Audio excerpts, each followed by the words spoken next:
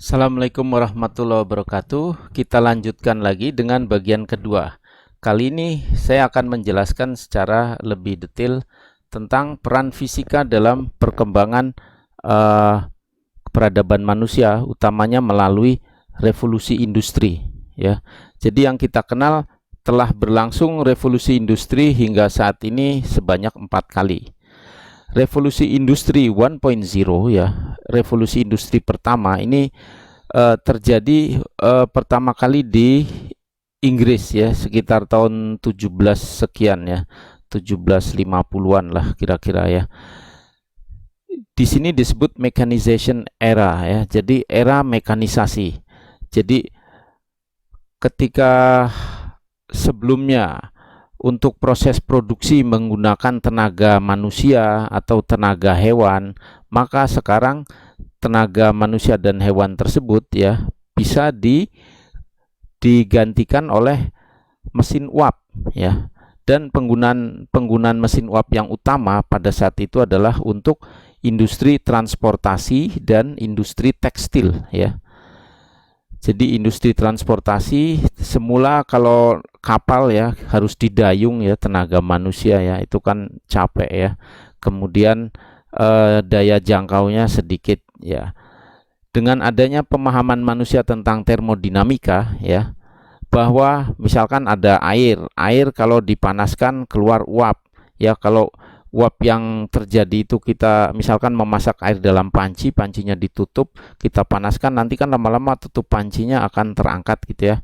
Nah, itu artinya uap itu memiliki energi ya, mengeluarkan gaya ya, dapat menimbulkan gaya, dan gaya itu yang dimanfaatkan untuk memutar turbin. Turbin tersebut bisa untuk memutar dayung seperti pada kapal uap seperti ini, atau menggerakkan piston yang akan menggerakkan roda dari lokomotif ini ya.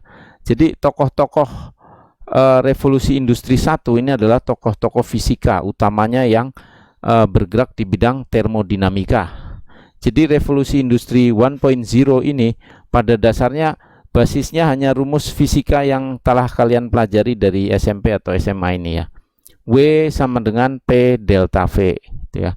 Kerja itu diperoleh dari tekanan dikali perubahan volume ya. Kemudian hukum gas ideal, PV sama dengan nRT. Ini kalian kan sudah sering pelajari waktu di SMA ya. Jadi tokoh-tokohnya ini adalah James Watt, dia yang dikatakan pertama kali menemukan mesin uap. Mesin uapnya seperti ini yang paling awal ya. Kemudian ada Joseph Black ya, yang prinsip termodinamikanya ya, kalau kalian belajar, panas yang diabsorpsi suatu materi itu sama dengan panas yang diemisikan dari materi lainnya kalau ada dua materi berinteraksi gitu ya. Kemudian ada hukum Boyle, kalian pernah belajar. Kemudian Joule ya, satuan energi ya, satuan kerja itu kan Joule kan ya. Terus kemudian Carnot ya, Sadi Carnot ini yang membahas tentang mesin Carnot ya, mesin yang berbasis termodinamika. Kemudian juga terkait dengan gas ideal ya, ada Clapeyron ya, Clausius Clapeyron dan sebagainya. Jadi revolusi yang sederhana ini ya berbasis cuman dari rumus termodinamika yang sederhana, tapi hasilnya luar biasa ya. Termasuk di sini terjadinya kolonisasi besar-besaran ya, dari British Empire dan empire-empire lainnya dari Eropa. Itu mereka memperluas kekuasaannya ke seluruh dunia ya, dibantu dengan revolusi ini. Dengan kapal uap mereka bisa memudahkan transportasi, pengiriman barang ke daerah koloni dan sebagainya ya. Nah, kemudian revolusi industri kedua adalah terkait dengan produksi massa ya, era produksi massal ya. Kemudian juga electrification ya. Jadi kalau sebelumnya kita bahas when thermodynamics reigns ya, ketika termodinamika berkuasa ya. Siapa yang paham tentang termodinamika ya, paham tentang mesin uap yaitu yang berkuasa ya. Di sini when electricity reigns, siapa yang memahami tentang kelistrikan dialah yang berkuasa ya. Nah, jadi pada era ini ya kita bisa memanfaatkan energi listrik secara besar-besaran ya. Jadi rumus-rumus yang terkait energi listrik tuh cuman ada 4 rumus ya. Ini namanya hukum Maxwell ya. Maxwell tuh ini yang bajunya hijau ini ya. Hukum Maxwell. Hukum Maxwell itu membicarakan tentang teori elektromagnetika ya. Jadi ada elektrik, medan listrik E, ada medan magnet B. Ini kondisi statik ya, ini kondisi rotasi atau kondisi bergerak ya. Ya, ini kondisi statik, ini kondisi dinamik. Gabungannya ini elektrodinamika ya. Tokoh-tokohnya kalian tahu, pernah belajar Kirchhoff ya, hukum Kirchhoff. Kalau ada suatu rangkaian tertutup, bagaimana penyebaran arusnya pada suatu percabangan ya. Kemudian bagaimana energi ya. Itu hukum Kirchhoff 1 2. Kemudian ada Faraday ya. Kemudian ada Coulomb, kalian pasti tahu hukum Coulomb ya. Kemudian ada Gauss ya. Ada Tesla ya, ini Tesla. Kemudian ada Maxwell, ini tokohnya. Dia merangkum sebenarnya ini hukum-hukum ini hukum kumpulan dari hukum-hukum yang ada. Seperti ini hukum Coulomb ya. Ini hukum Coulomb dan Gauss lah kira-kira ya. Terus kemudian yang bawah itu adalah ini hukum Faraday, del cross E sama dengan min do B per do T, ini hukum terkait dengan Faraday. Terus kemudian yang ini terkait dengan ampere ya. Ampere nggak ada gambarnya di sini ya. Ya, ini hukum ampere terkait arus. Ini Thomas Alva Edison ya. Jadi dengan adanya revolusi industri 2.0 ya, itu listrik di mana-mana, dunia lebih terang ya, yang semula gelap cuman pakai lilin, cuma pakai lentera ya, lampion gitu ya. Sekarang bisa pakai listrik, perkotaan bisa listrik warna-warni, advertising di mana-mana ya. Udah dunianya lebih cemerlang lah waktu itu ya. Kemudian juga produksi massal ya, untuk pengelasan, masang sekrup ya. Kalau pakai tangan capek ya, kalau ada listrik kan kita bisa punya pemasang sekrup pakai listrik, itu lebih cepat. Nah, ini misalkan nih pada saat Perang Dunia II, industri pesawat P-38 Lightning ya, ini contohnya ya.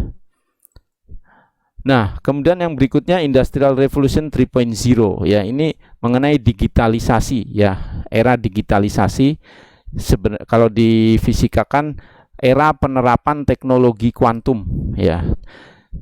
Fisika kuantum itu apa? Fisika kuantum ini ya, kita mempelajari dunia mikroskopis, dunia atom, molekul, nuklir itu ya. Itu dunia mikroskopis ya, dimana kita tidak bisa lagi menggunakan fisika klasik, tapi harus ada cara pandang baru ya ini. Nah, dengan penguasaan ilmu kuantum kita tahu elektron ya, kita bisa mengendalikan elektron. Elektron suruh berhenti, suruh jalan, suruh belok, itu lalu lintas elektron bisa diatur, yaitu nanti transistor. Kalau kalian pernah lihat transistor, mungkin kalau pernah melihat alatnya ya, itu sebenarnya alat pengatur lalu lintas elektron gitu ya. Nanti dia bisa melakukan amplifikasi arus dan sebagainya ya. Nah, tokoh-tokoh fisika kuantum ini yang sangat berjasa bagi kenyamanan hidup yang kalian rasakan ini. Dunia digital, kalian punya komputer, punya HP, ini semua material elektronik berbasis kuantum. Itu nggak akan mungkin kalau nggak ada orang-orang ini ya. Max Planck, Einstein yang kalian kenal, nih Schrödinger, persamaannya ini, persamaan kuantum itu Schrödinger. Kemudian Heisenberg, Paul Dirac, Richard Feynman, John Bardeen yang tadi bikin transistor ya. Townes Mayman ini yang membuat laser pertama kali. Dan ini Tim Berners-Lee, ini orang fisika dan orang ilmu komputer ya, dia yang bikin WWW, World Wide Web. Kalau nggak ada dia di tahun 80-an itu ya, kita nggak ada internet ya, nggak ada internet masif seperti sekarang ini ya. Jadi transmisi data dikirim dari satu lab ke lab lain, datanya besar-besar. Nah, ini dulu dilakukan ya secara sederhana. Tim Berners-Lee ini membuat portal World Wide Web ini yang memungkinkan transmisi tidak sekedar data-data biasa, tapi bisa berupa gambar, bisa berupa suara, data yang lebih besar. Dan ini ternyata dipraktekkan ke dunia sosial, ke masyarakat, itu revolusi besar-besaran. Jadi kalau yang orang tua kalian mungkin ya pernah merasakan, oh dulu komputer cuma buat ngetik-ngetik, nggak ada internet. Nah, dengan Tim Berners-Lee itu kita bisa mengakses berita, kemudian melihat YouTube dan sebagainya. Ini juga Bill Gates, dia sih pengusaha, tapi ketika SMA dia pernah publikasi paper fisika ya. Jadi pernah jadi orang fisika juga si Bill Gates ya. Nah, ini contoh laser untuk operasi ya. Jadi bagaimana berkas yang intens ini kayak pisau ya. Berkasnya tipis, energinya besar, itu kayak pisau. Nah, ini dan jangkauannya terbatas. Ya, ini berarti kalian bisa mengiris daging misalkan, membuang tumor dan sebagainya. Nah, ini jasanya Townes Mayman ini ya, laser. Kemudian industrialisasi pembuatan mobil secara massal dan sebagainya. Kemudian Industrial Revolution 4.0 ini cyber physical system, Internet of Things, networks, 3D printing. Ya, jadi di sini sebenarnya pengembangan dari teknologi digital yang tadi ya, internet.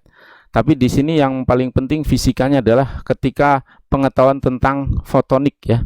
Kalau 3.0 itu electronic system ya. Kalau di sini fotonik cahaya. Jadi transmisi data dan sebagainya menggunakan cahaya ya, pakai fiber optics. Kemudian macam-macam material macam-macam material sensor dikembangkan di sini ya. Nah, tokoh-tokohnya ini Elon Musk, dia nih fisikawan juga S1-nya ya, S2-nya bisnis dan sebagainya. Kemudian Klaus Schwab ini industriawan, Kevin Ashton juga industriawan. Artinya mereka pemakai. Mereka mengembangkan Industrial Revolution 4.0, basisnya adalah device-device dari orang fisika ini ya. 3D printing ya, tidak cuma mencetak souvenir atau barang-barang sederhana ya, tapi nanti ke depan 3D printing bisa untuk mengeprint misalkan telinga palsu atau organ tubuh yang lain dan sebagainya. Nah, yang utama adalah IoT, Internet of Things, yaitu sistem di mana internet saling terkoneksi dengan dunia fisik ya. Jadi alat-alat itu bisa saling berkomunikasi ya. Suatu robot berjalan menggunakan sensor, kemudian dia menemukan sesuatu seperti rover di Mars tadi yang saya jelaskan sebelumnya di bagian pertama. Rover di Mars jalan, kemudian dia menemukan sesuatu, dia mensensing sesuatu, mengirimkan sinyal, kirim ke bumi ya dan sebagainya. Ya, atau kalau kalian punya smart home ya, kalian mau tinggalkan rumah, kalian tinggal teriak aja, matikan lampu ya. Ada sensor yang mendengar, matikan lampu, diolah, kemudian lampunya mati. Nanti kalau lampunya mati, misalkan kalau ada AC, AC-nya ikutan mati dan sebagainya. Ya, jadi internet tidak hanya sesama manusia, tapi sesama alat-alat saling berkomunikasi. Nah, Society 5.0 itu human cobots, co-working robots interaction. Jadi sebenarnya tujuan Society 5.0 kalau di Jepang itu adalah for the betterment of human lives. Jadi untuk kesejahteraan manusia. Ini kan Pancasila banget ya. Jadi Society 5.0 ya ini sila kelima gitulah ya, keadilan sosial gitu, kira-kira begitulah. Ya, Society 5.0 itu adalah Industrial Revolution 4.0 plus fokus on human wealth. Jadi tidak hanya sekedar device-device elektronik internet yang canggih-canggih ya, tapi digunakan untuk kesejahteraan manusia. Jadi manusia buat latihan kiper, main kiper mau berlatih, ada pelatihnya ini robot, atau mengantar barang, atau autonomous vehicle ya. Ya, jadi kalian tinggal baca majalah aja, mobilnya jalan sendiri. Atau dynamic heart rate monitoring. Jadi pakai smartwatch ya. Nanti kirim, oh Anda tekanan darah tinggi, segera ke dokter, saya panggilkan dokter, langsung connect dia ya. Kira-kira itu tentang Industrial Revolution. Ya, saya sudahi saja untuk introduction saat ini. Terima kasih sekali lagi. Assalamualaikum warahmatullahi wabarakatuh.